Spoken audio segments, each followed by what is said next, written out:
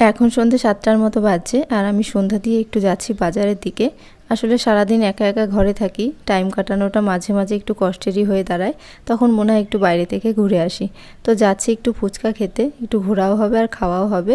তো আজকে আমি একটু উল্টো সাইড দিকে যাচ্ছি আমাদের কোয়ার্টারের। তো দেখো ফুচকার এখানে চলেও এসেছি আর নিয়ে নিলাম দই ফুচকা। এর আগেও একদিন খেয়েছিলাম, ভালো লেগেছে বলে আজকেও আসলাম। আসার সময় একটু পনির নিয়ে আসলাম, কালকে রান্না করা যাবে। তো দেখো বাড়িতে চলেও এসেছি আর আমার পায়ের শব্দ শুনেই বিড়ালটা ডাকতে শুরু করলো। তো আমি আসাতে সাথে কত খুশি হয়েছে। তো আমি এসছি, এবার পনিরটা ফ্রিজে রেখে ভাবলাম ওকে একটু খাবার দিই, অনেকক্ষণ খায়নি। আর আমরা কেউ বাড়িতে আসলে ও একটু বেশি আনন্দ পায়, জানে যে একটু খেতে দেবে। তো দেখো বসে আমি কিছুটা খাওয়াচ্ছি।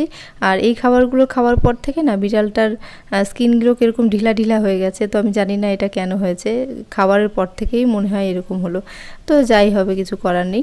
তারপর শুরু হলো বৃষ্টি। ভাগ্যিস আগে ভাগে বাড়ি চলে এসেছিলাম।